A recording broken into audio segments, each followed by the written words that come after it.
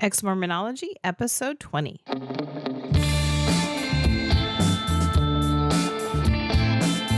Hey everyone, welcome to my Exmormonology podcast. I'm Amy Logan and I'm a certified life coach. I have learned over the years that churches can be wrong and outcasts can be right, and that life is rarely black and white. I offer soft landings for people falling wide awake, while at the same time reframing their stories and identities post-faith crisis. I offer one-on-one life coaching via my Exmormonology life coaching program. This podcast has been designed with you in mind. I already know that you are a brave soul. You've learned to think for yourself, and you are stepping into your most authentic you. I am here to help you out and coach you along the way. For more information, head over to amyloganlife.com. Episode 20 in 2020. I think that's kind of fun. And who knew that this year we'd be dealing with a pandemic and all that entails. What I do know about our current situation is the pandemic or no pandemic, life continues on, right? All the good, the bad, the ugly, the joys, the pains you have in life, they continue to go on. And so I'm going to continue going on with all that I do as a coach. I want to coach my face off. I want to coach as many people as I possibly can. I also want to thank you for the positive feedback about the podcast. I love hearing from you. You know, you can leave a review here on iTunes, or you can email me at amyloganlife@gmail.com. And let me know what you think. Let me know if you have any specific topics you want me to talk about, and I'll create a podcast for you. One thing that I really love is hearing where and when you listen. So some people tell me I listen when I'm driving in my car. I listen late at night when I'm crawling into bed. I listen when I'm going grocery shopping. I listen when I'm going out for a walk. So I love it. Thank you for listening. I so appreciate it. Please feel free to share, get this message out to as many people as possible. I appreciate when you do that. So as I go into this podcast, I have to tell you something funny that just happened. I just recorded this whole podcast. And what I'm going to tell you is going to play in perfectly to kind of our lesson for the day here, is because I'm choosing to redo it, right? Like I made a promise to myself that I'm going to do a podcast every week this year. So this is a perfect example of how life is 50-50. You can go all out and do something wonderful, and then for some reason, it just didn't work. And that's what just happened. And so I had a little quick discussion in my head when I found out that it didn't record. And I thought, well, I can be mad and complain about it, or I can just choose to do it again. And so here I am, because now you're listening to it. So you know I chose to do it again. But remember that as we go through this, and you will hear like the terminology that I'm saying as I'm wording that will make more sense to you as we go in. So let's get to it. All right, let's talk about how you speak to yourself and the words that go through your brain and what you're really thinking on a day-to-day basis. All right. Do you should yourself a lot? How many times a day do you say or think, I should really be doing A, B, and C? Okay, this is a really important question, and I don't want you to gloss over it. So, for example, I should eat better. I should get a full night's rest. I should for sure stop yelling at my kids. I should initiate sex with my person. I should go back to school. I should just get over it. I should not be so hard on myself. Okay. Do any of those things, are you kind of going, oh yeah, I've said that before, or I've thought that before? We fill our brain with so many shoulds, that things we should be doing, that what we don't realize that when we're doing that, we're lacing those thoughts or intentions, as a lot of people say, we're lacing them with pressure and feelings of dread and frustration. And what's actually happening is we're creating a resistant behavior with that one little word. So I want you to replace that word with another word. And if you've been paying attention, you're going to know what it is. This will make a huge difference for you. I want you to replace should with I choose to. This may seem small and insignificant, this word, but it really can change everything for you. So I want to give you an example from my life this week. All right. I have started working out again. Now, I've been a pretty good walker, like I go for walks, but I'm not really pushing myself. And as I'm getting older, I can feel the changes in my body, and I just realize I'm needing to up my game. It's been a long time since, I used to be a diehard kickboxer and gym person and doing all those things. And I think with my move from Utah to California, I just didn't quite get back into that. I go for lots of walks. I live near the beach, and so I love that. But I want to feel better. And so I'm choosing to work out so I feel better. Right? You guys know that if you've gone through periods of time when you don't work out and you just feel kind of crappy and sluggish and all the things. Okay. When I use this word, I'm choosing to work out today, I feel so much more empowered. I feel like I have a choice about my life, right? And then I look for the reasons to continue to do what I want. So I know logically that it's best for us to take care of our bodies. I know logically we should be eating well, more veggies, stuff like that. I know I should be getting more sleep. I know I should be managing my mind, right? All of those things I know logically. But it's that should. It's such a strange little thing. That word adds a heaviness to all the things we should be doing. So let's go back to what I was talking about earlier with the examples I gave. I'm going to stick to them. And I'm just going to pull out the word should, and I'm going to replace it with choose. I choose to eat better. I choose to get a full night's rest. I choose to stop yelling as much at my kids. I choose to initiate sex with my person. I choose to go back to school. I choose to get over it, whatever that is for you. I choose to not be so hard on myself. Can you feel that change just hearing that? What's the difference for you? So when I noticed for myself that I'd been feeling a bit sluggish, tired all the time, and a bit complainy about myself and my body, I wanted to change that. And initially, all the shoulds came up because it comes up first. We're kind of conditioned to do that. I should be doing more. I should be taking care of myself, right? All of those things. But what happens is that makes me feel, those thoughts make me feel that I'm of course, I'm not going to follow through again, Amy, right? Oh, look at the weight I've gained. And I look at that in a very negative light. Or I feel not good enough because I'm not sticking to anything. Okay. When I think of all the shoulds, it just starts to feel overwhelming for me.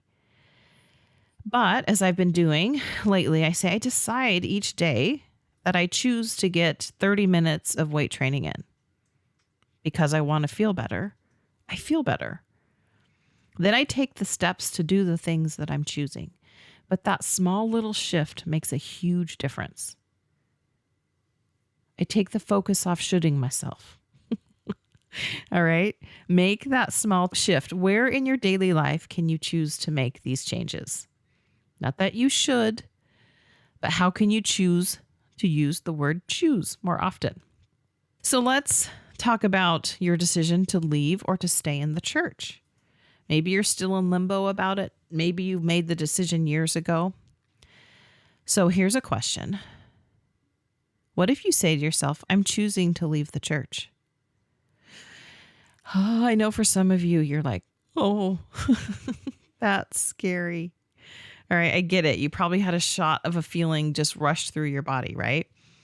But this is really important to pay attention to, because what happens is if you say that and you get a feeling, that feeling that's connected to that thought, I'm choosing to leave the church. If you can name the feeling that came up for you, whether it's anxiety or stress or something along those lines, you can start to dissect it and why. Okay, it's very important to pay attention to this. When you can make the connection between your thoughts and your feelings, you can make better choices. Okay, this doesn't mean you have to have it all figured out. We have good days and bad days, and like you've heard me say before, life's 50-50. But we get to make decisions based on what we want in life. Now, I know we, as Mormons, have been very much conditioned on how life is supposed to be. But This is you stepping into your more authentic self. And I'm going to have a whole podcast on that because that's super important. But a lot of times we don't make choices or move forward in life because we're afraid people are going to judge you, right? That happens. People are going to judge you. That is human nature. But their judgments of you only mean anything about them and nothing about you. So what happens is we often pile on the dynamic of the shoulding ourselves. We pile on guilt and shame because then we didn't do the thing we should be doing. Okay. Are you following that with me? I hope I said that clearly enough. Okay. What are you missing out on when you stay? I don't want to say small, but to me, that's kind of what's coming up. When you stay small because you're feeling bad that you're not doing the things you should, quote unquote. All right. We're super good at adding guilt and shame onto everything. If you've come from a very religious household, that comes with the territory. Okay. Switch it out. Your I shoulds, that is. Something else I want to bring up as we are in this topic is that however you have conditioned yourself to deal with solving problems in life, that is a deep neural pathway that you've created in your brain. And so just like switching out, for example, the should with I choose to, that is a specific example of how you can start to rewire your brain. Okay, this takes practice. And now that I've kind of brought this to your attention, you're probably going to start noticing how often you say that. And that's good. I want you to just become aware. Awareness is the catalyst for change. That's step one. All right. Just know that for everything in life, awareness will always precede the change. So that's good to be in awareness. What are some feelings that you want to feel more often? Can you come up with a few? So for example, if you're a runner and you get a runner's high, you do it because you love that feeling. And so you're kind of always chasing after that. What are some feelings that you want to feel on purpose more often? So think back to how the words that you speak to yourself are so important. If you are used to dealing with stress a certain way, maybe you yell, maybe you're quick to yell, maybe you hide under your covers, maybe you just sit on the couch and just stare at your phone, right? We all have different ways that we kind of deal with stressors in our life. Pay attention to that. You get to decide how you want to deal with it. But what happens is the way we deal with anything in life often becomes a habit. So you're the boss of your brain, and only you are the boss of your brain, no one else. So we can't blame anyone else for this, unfortunately. So when we leave the church, a lot of us feel some shame and guilt or doubt about what we're doing because we haven't fully stepped into that self-confidence if you're at the initial stages of your faith crisis. And so we get very afraid of the judgments people are going to be putting on us. And so we stay stuck, right? That's very common. I did a whole episode on getting unstuck. But once you come to terms with the fact that other people are going to judge you, they might have some thoughts about you and they think you should be doing it different. And you just go, okay, that's going to happen. And that has nothing to do with you. It has everything to do with them and what they're thinking. So when you can fully digest that and take that on as real, what choices would you make in life if you no longer had to worry about that? Okay, that's a really great question to ask yourself. What are you choosing in your life? What are you choosing on purpose? Or not what are you shoulding? I should be doing this. What are you choosing? All right, so as you go about this week, that's what I want you to do. Two things for homework. One, you're going to replace should with I choose. And that could even be for another person, just so you know. When you say he should be doing this, she should be doing that. All right. Catch yourself doing that as well. Be observant about that. We're going to keep it to you, though, this week. You, in your mind, when you say I should, I'll switch it out to I choose. And then follow that up with what are you choosing in your life? Not that you have to do, not that someone else thinks you should do. What are your daily choices creating in your life? Because see, this is so much more empowering, and this is the whole point. I am committed to helping you be your most authentic, confident, smart self in all the best ways. And it really starts with small things like this. Little shifts like this in your mental dialogue that you have with yourself every day will help you step into your most authentic self, right? Because if you're not thinking I should be doing these things because someone else might get mad if I don't, I choose to do this, you're for sure going to step into your more authentic self. Same with confidence. Confidence comes from doing things, not sitting back wondering what will happen if you do them. And I know you're already smart because you've gotten yourself to this spot. So those are all the things that I'm committed to helping you become even better at. The great thing is you are trusting yourself. You wouldn't be listening to this podcast. You are trusting yourself to make better choices, to become more in tune and in touch with yourself. You already had to step out of your comfort zone to leave the church. So I know that you can do so many things. All right, you guys, that is it for this week. I'll be back next week with some more words of wisdom on Exmormonology.